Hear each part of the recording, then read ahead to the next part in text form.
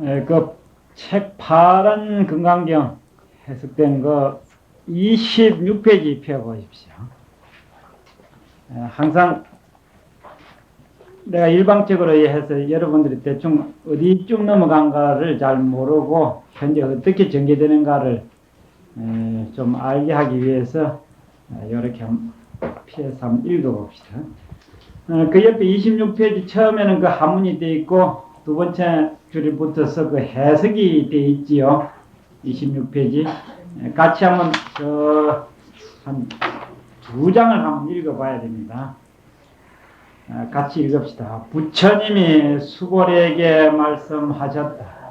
보살마살이 응당 이렇게 그 마음을 항복시켜야 되나니 이른바 세상에 있는 온갖 중생인 난생, 태생, 습생, 화생과 유색, 무색, 유상, 무상, 비유상, 비무상을 내가 모두 제도하여 무여열반에 들도록 하리라.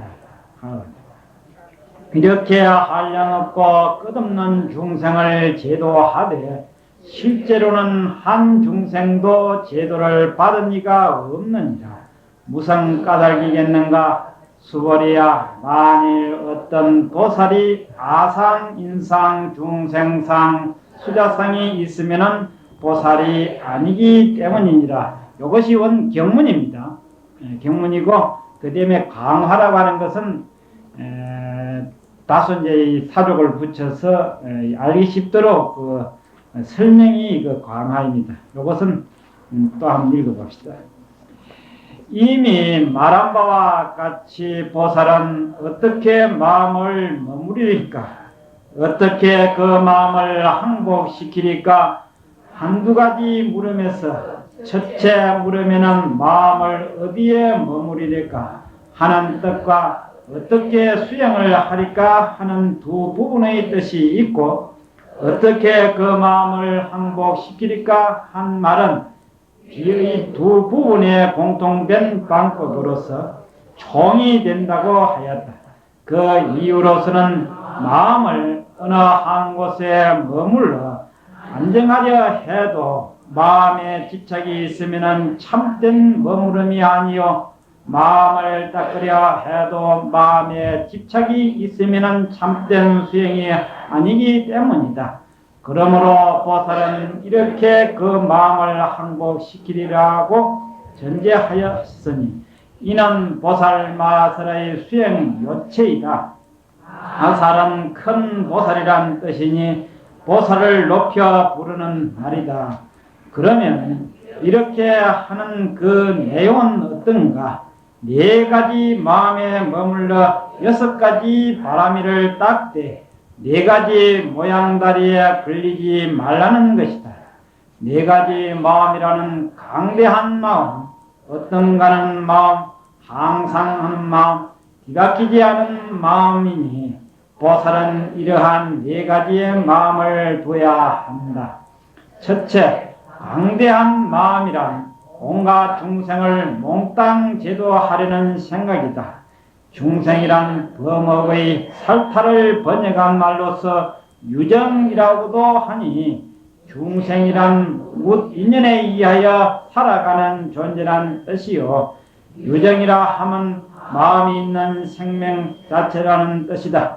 유정이건 중생이건 모두가 생명체를 통칭하는 말로서 범부와 성인에 공통하는 말이거니와 대체로 깨닫지 못한 무리를 가리키는 말로 통용된다. 불교에서는 중생을 12종류로 나누니 태어나는 형태에 의한 분류로서 난생은 날로 나는 것, 태생은 태로 나는 것, 섭생은 습기에 의하여 나는 것, 화생은 형체에 구염없이 이 몸 그대로가 가서 태어나는 것이니 천당이나 지옥에서의 경우와 같다. 다음은 빛깔과 생각이 있고 없음에 다른 분류로서 유색은 빛깔 있는 것, 무색은 빛깔 없는 것, 유상은 생각 있는 것, 무상은 생각 없는 것이고 다음은 정체가 알쏭달쏭한 것을 성분에 따른 분류로서 비유색은 빛깔이 있다고 할 수도 없는 것, 비무색은 빛깔이 없다고 할 수도 없는 것, 비유상은 생각이 있다고 할 수 없는 것, 비무상은 생각이 없다고 할 수 없는 것이다.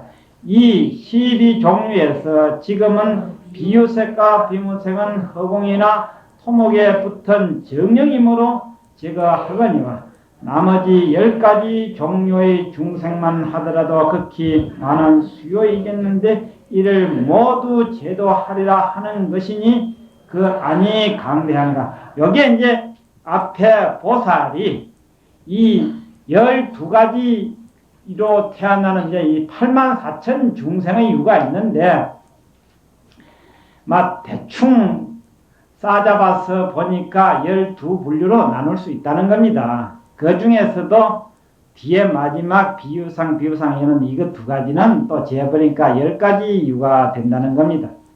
이 10가지 이유 중생을 보살이 다 제도하되 내가 제도했다고 하는 생각이 없어야만이 바른 수행의 길에 들어갈 수가 있고 바른 지혜를 얻을 수가 있다. 그리고 부처님 말씀에는 설사 이러한 중생을 다 제도하되 실제에 가서는 제도한 것이 없다라고 되어 있습니다. 그 말은 어떤 뜻이냐면은 내가 집을 나와가지고 내 집을 잊어먹고 천지에 유랑하다가 어떻게 돌아다니다가 남의 지시를 받았건 지도를 받았건 간에 집에 돌아와 보면은 나는 본래 그 자리로 다시 돌아왔기 때문에 누구에게 제도 받았다 안 받았다 할 것도 없어.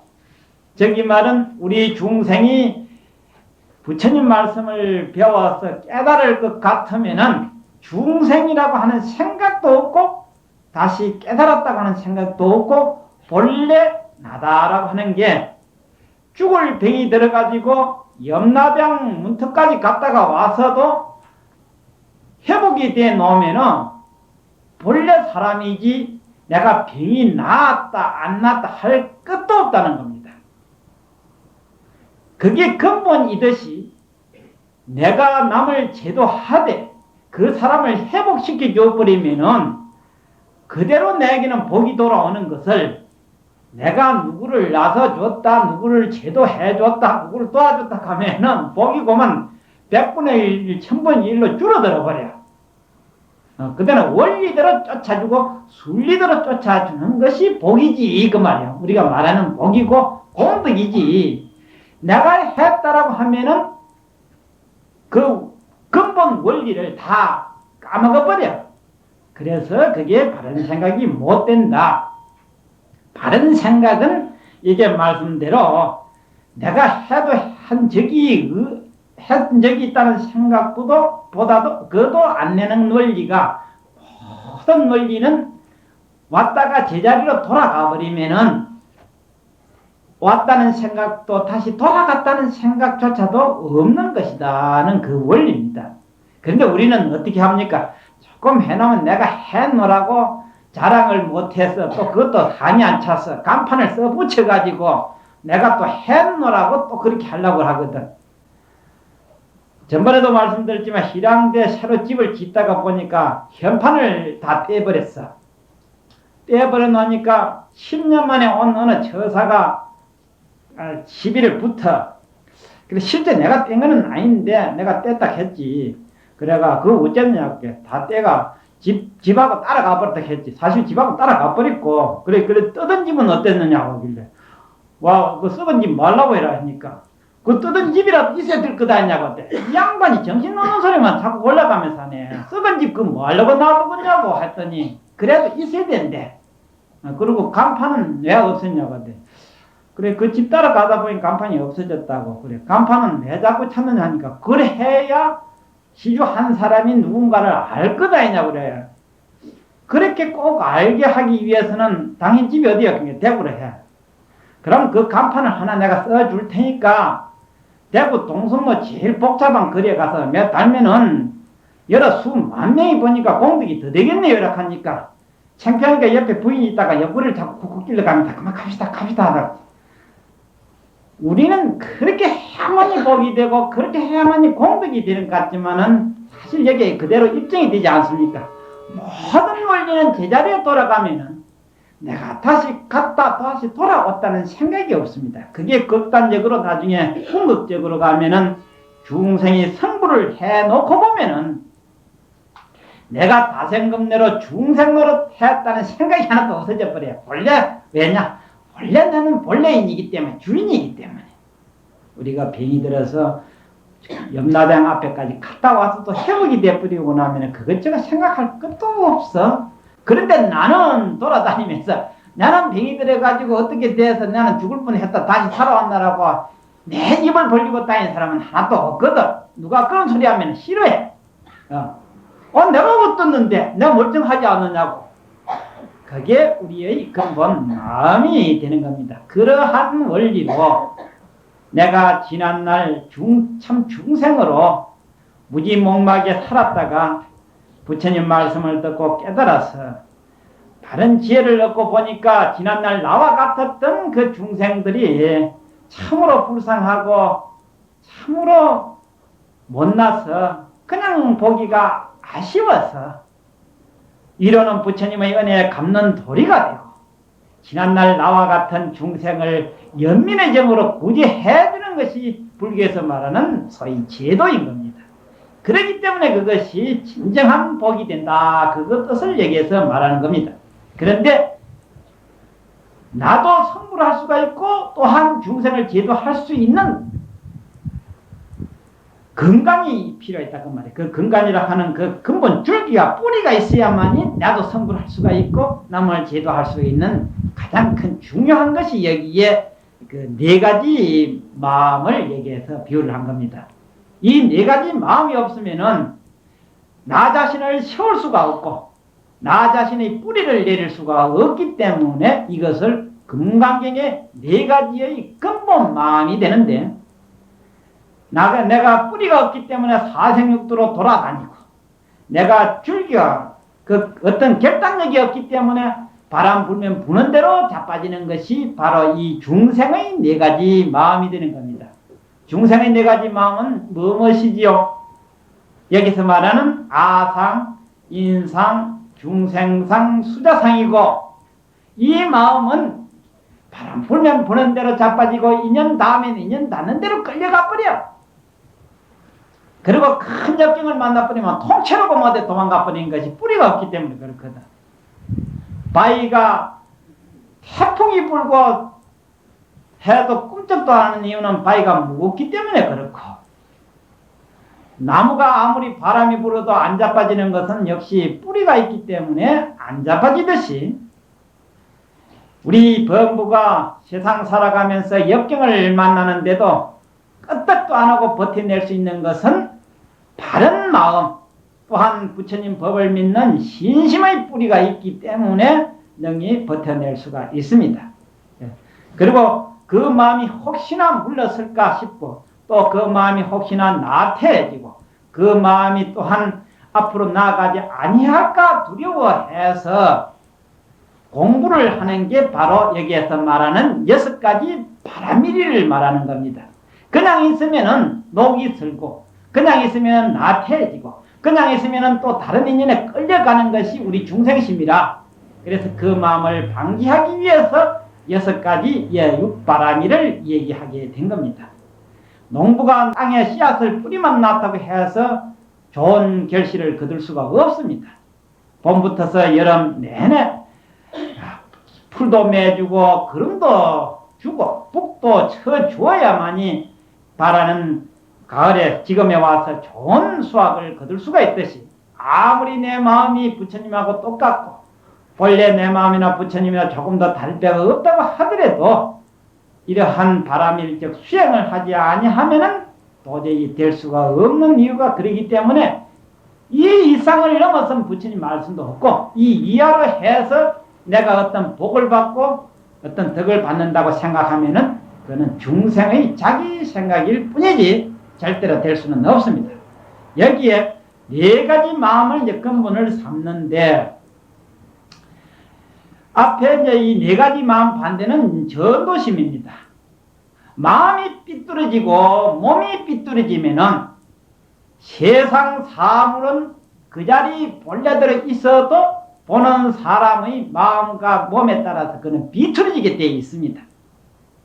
세상 우리는 항상 착한 마음을 가지고 좋은 마음을 가지라 하는 이유가, 항상 그러한 좋은 마음을 가지면은 세상을 바로 볼 수 있는데, 마음이 삐뚤어지고 행동이 삐뚤어져 놓으면은 세상이 전부 다 삐딱하게 보여가지고 그냥 놔두고 싶은 생각이 없어. 차를 대놓으면 차도가 긁어버리고 지나가다가 유리도 깨버리고, 호박 심은 데 가서는 말뚝을 박아야 쏙이 시원하고, 고추밭이 심으면 쫓아 뛰다녀야 쏙 시원하거든. 고추밭이 잘 떨어지는 게 없어. 고추고래 하면 쫓아 가버리면 고추 다 떨어져 버리는 거예요. 그게 우리가 무슨 마음을 가지고 놀고 싶보라고 하는 것 아닙니까? 그게 바로 중생심이야. 그게 사상심이라. 그런 마음으로는 그 사람은 천당에 그대로 통째로 갖다 놔도 그거는 사바세계고, 극락에 갖다 놔도 그거는 극락이 사바세계고, 지옥 중생은 어디로 가나 지옥일 수밖에 없습니다. 그래서 우리는 어리석은 범부한테는 극락을 간다, 천당을 간다라고 하지만은 가는 게 아닙니다. 가든 오든 그 상관없이, 설사 갔다고 해도 지옥이 천당 될 택이 없고 천당이 지옥 될 택이 없습니다. 복 있는 사람은 어디로 가나 매처일반이라 어디로 가도 마찬가지일 것이기 때문에 요런 문제는 내가 가든지 내가 오든지 한다 그 말이야. 그러니 가든 오든 내가 하는 것이기 때문에 내가 어디서든지 복된 생활을 하고 생각을 바로 가지고 오직 부처님의 정법대로 닦지 아니하면은 남이 아무리 복을 누려도 나하고는 상관이 없고, 아무리 고통을 받아도 복진 사람은 또 역시 마찬가지입니다. 그러니까 요즘에 우리 불교는 처음에는 정화가 시작한 지가 한 40년 됐는데, 그때만 해도 불교가 2조 500년의 탄압 속에서 또 구한 100년을 거친 600년 동안에 불교가 망할 대로 망해버렸습니다. 그래도 지금 이 불교가 살아남은 것도 참으로 불교이니까 이 정도 된 것이다 하고 어떻게 참 긍지를 가질 수가 있습니다. 그러한 역경 속에서도 살아나왔는데, 그러다 보니까 지난 한 40년 전부터 정화가 일어나서 그때는 오직 어떻게 하든지 부처님 법에 기하기 위해서 그저 좋은 소리는 다 하는 거야. 덕된다는 소리는 다 해. 그래서 염불하면 극락 가고 빌면은 천당 가고 뭐 엄한 좋은 소리는 다 하다 보니까 이제 그것밖에 몰라. 한 40년을 보내 나왔으니 그거 이해는 몰라. 딴소리 하면은 오히려 이상하게 돼 있어. 불법을 바로 말하면은 오히려 그 말이 잘못되어 있어요. 그러니 이제 그런 말들은 이제 다 내버리고, 이제 이 건강경부터가 부처님의 바른 정법의 입문이라, 비로소 입문이기 때문에 부처님 이 건강경의 말씀 위에는 지난날 어린 나이들에게 한 말에 불과하다라고 그렇게 꼭 믿어야 됩니다. 지난 일요일 날, 엊그제지요. 엊그제 아침에 그 7시부터인가 MBC에서는 그 조영기 목사가 한 30분을 꼭 설교를 합니다. 그래서 아침에 난 뉴스 듣는다고 일요일인 줄 모르고 딱 터니까 나오는데 몇 천명, 몇 만 명이 큰 해관인가 공설운동장에서 정말 참 소름이 끼칠 정도로 기가 막혀요. 그 내용인즉슨 하나님을 믿는 사람 위에는 천당 갈 사람은 절대로 없다. 하나님을 믿지 않는 자는 누구도 천당 갈 수가 없고, 하나님을 믿으면 다 천당 간다. 그러니 우리는 주 예수님을 부르자 하면서 주야 주야 외치는데 전부 다 일어서가지고 만세 부르듯이 하는데, 악을 쓰고 울고 불고 큰 난리를 지르는데, 그래 저래가지고 천당 갈 바에야 이 세상 천당 할 것이나 또 뭐 있노? 다 천당 다 되지. 그런데 그 많은 사람, 그 주로 젊은 사람들이 그렇게 많아요. 그래서 저 사람들이 저렇게 함을 해서 천당 갈 거라고 믿고 그 악을 쓰고 울고 불고 하는데 참말로 경악을 금치 않을 수가 없습니다. 자기 지은 죄는 누가 변상해주고 그 말이에요. 그저 하느님만 믿는다고 하느님만 부른다고 천당 갈 바에야 우리 불자들 복 짓지 아니하고 복만 바라고 다 복 받을 것 같으면은야 무슨 일할 필요가 있으며 무슨 좋은 일 할 필요가 망구에 어디 있겠어. 그러니까 뭔 사리에 어느 정도 맞는 소리를 해야 믿지. 그 말을 믿고 따라가니 지난 10일 날은 오늘이 13일이죠. 지난 10일 날 밤 0시 10분에 휴거가 있었답니다. 그래가 경찰들이 나중에 나오는 사람을 전부 다 나오가 어찌 됐느냐 하니까 천당 어찌 안 갔느냐 하니까 그 뉴스 다 나오대. 곧 갈 거라고 그러더라. 곧 갈 거라고. 참으로 그 노인들 다 죽어가는 노인들 같으면 야 바라는 그거밖에 없으니까 할 수도 있다 하지만은 20대 새파란 젊은 놈들이 곧 갈 거래. 그래 10분이 지났는데 하니까 그거는 말 못 하다가 앞으로 가면 어떻게 생각하냐니까 곧 갈 거라고 그래 희망을 가지고 집으로 간다 하더라고. 그러한 정도로 세상을 회복시키고 그래 하는 소리가 조용히 목사도 자기 예수교 바깥에는 정도가 없고 나머지는 전부 사이비 종교라고 그렇게 나더라고. 우리가 여기서 나오는 여기에 바른 마음, 네 가지 마음을 여인 바깥에는 어떤 것도 맞지를 않다고 하는 것을 꼭 알아야 됩니다. 이것은 누가 뭐라 해도 바꿀 수 없는 이치요 철칙입니다. 천당을 가건 극락을 가건 그거는 지 알아서 할 일이고